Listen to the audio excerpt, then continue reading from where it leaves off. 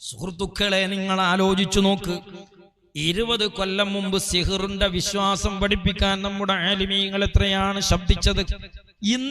അന്ന് നമ്മുടെ ആലിമീങ്ങളോട് ഖണ്ഡനമണ്ഡനത്തിന് വന്ന 10-50-ലേറെ മൗലവിമാര് ഈ പ്രമാണമൊക്കെ നമ്മളെക്കാൾ ഉഷാറിൽ പറയണം. എന്താ കാരണം എന്നറിയങ്ങള്, 21-ൽ കേരളത്തിലേക്ക് ഈ ആശയം കടത്തിക്കൊണ്ടുവരുമ്പോ അവരുടെ റോൾ മോഡലായി അവർ അവരോധിച്ചിരുന്ന യുക്തിവാദികളിൽ നിന്ന് ചിലരുടെ യുക്തിവാദം മുജാഹിദികളിൽപ്പെട്ട ചിലർക്ക് ബോധ്യപ്പെട്ടു.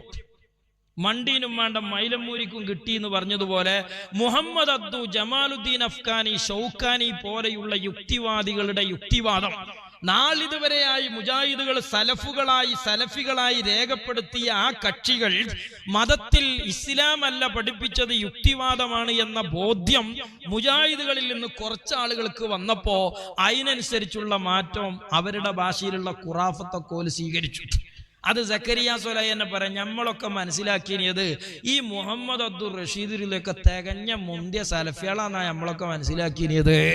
പക്ഷെ പിന്നെയാണ് നമുക്ക് മനസ്സിലായത് ഓലൊക്കെ യുക്തിവാദികളാണ്, അക്കലാനികളാണ് എന്ന് സക്കരിയ സ്വലായി ഇപ്പൊ സമ്മതിക്കണം. ഇപ്പൊ ജമാലുദ്ദീൻ അഫ്ഗാനിയും ഷെയ്ഖ് മുഹമ്മദ് അബ്ദു ഒക്കെ വലിയ മുന്തിയ സലഫികളാണെന്നാണ് നമ്മളെ പല ആളുകളും മനസ്സിലാക്കി വെച്ചിട്ടുള്ളത്. നിങ്ങളെ പല ആൾക്കാരും അല്ല, നിങ്ങൾ മൊത്തം അങ്ങനെയാ 10 കൊല്ലം മുമ്പ് വരെ വിശ്വസിച്ചിന്.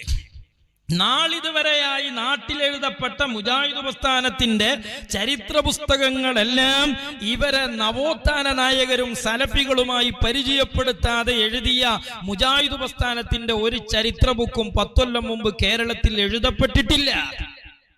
ഞാനും ഒക്കെ അങ്ങനെ മനസ്സിലാക്കിയ ആളാണ്. നിങ്ങളെങ്ങനെ അങ്ങനെ മനസ്സിലാക്കാവും? വായിച്ചല്ല നിങ്ങൾ വലുതായത്. പക്ഷെ പിന്നീട് മനസ്സിലായി. നിങ്ങൾക്ക് പിന്നീടാ മനസ്സിലായത്. ഞങ്ങൾ ആലിമീങ്ങൾക്ക് 21-ൽ ഇത് കൊണ്ടുവന്നപ്പോ 1-ാം തീയതി മനസ്സിലായി ഇത് യുക്തിവാദാണ്. മനസ്സിലായില്ലേ? ഇത് 1-ാം തീയതി 21-ൽ ഇത് കൊണ്ടുവന്ന 1-ാം തീയതി ഞങ്ങൾ ആലിമീങ്ങൾക്ക് മനസ്സിലായിട്ടുണ്ട് ഇത് യുക്തിവാദിയാണ്.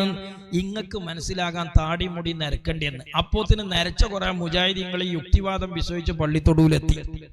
ജമാലുദ്ദീൻ അഫ്ഗാനി സലഫിയല്ല, അക്കലാനിയ യുക്തിവാദി. അയാളെ ശിഷ്യനായ മുഹമ്മദ് അബ്ദു സലഫി അല്ല. ഇതൊക്കെ മനസ്സിലായപ്പോ അയിമാണ്ടുള്ള മന്ത്രിച്ചൂത്തും ബറക്കത്തൊക്കെ മുജാഹിദിന് കിട്ടി. എന്നാ പിന്നെ എന്താ പോലെ ജാർത്തിങ്ങക്ക് വരാത്തതെന്നല്ലേ? മക്ബറിക്കും കുത്തുബിയത്തുക്കും മുജാഹിദ് വരണമെങ്കിൽ ഒരാളുടെ യുക്തിവാദം കൂടി മുജാഹിദിയക്ക് മനസ്സിലാകണം. അതായത് റഷീദ് ഇരുന്നൻ്റെത്.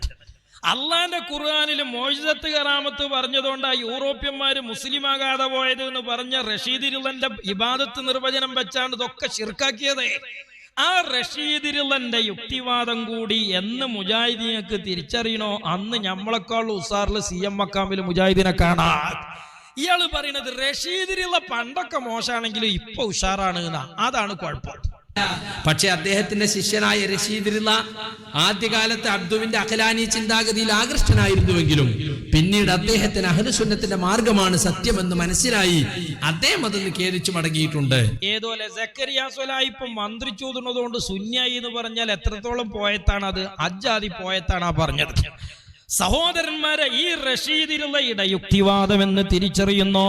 യഥാർത്ഥത്തിൽ നമ്മളൊരു കാര്യം മനസ്സിലാക്കണം. കേരളത്തിലേക്ക് ഈ ആശയം കൊണ്ടുവരുന്നത് 21-ലാണ്. നവോത്ഥാനം എന്ന പേരിട്ടുകൊണ്ട് കൊണ്ടുവന്ന ആ ആശയം 2 കേന്ദ്രങ്ങളിൽ നിന്നാണ് കൊണ്ടുവന്നത്. ഒന്ന് ഈജിപ്തിൽ നിന്നാണ്, അത് ഈ യുക്തിവാദമാണ്.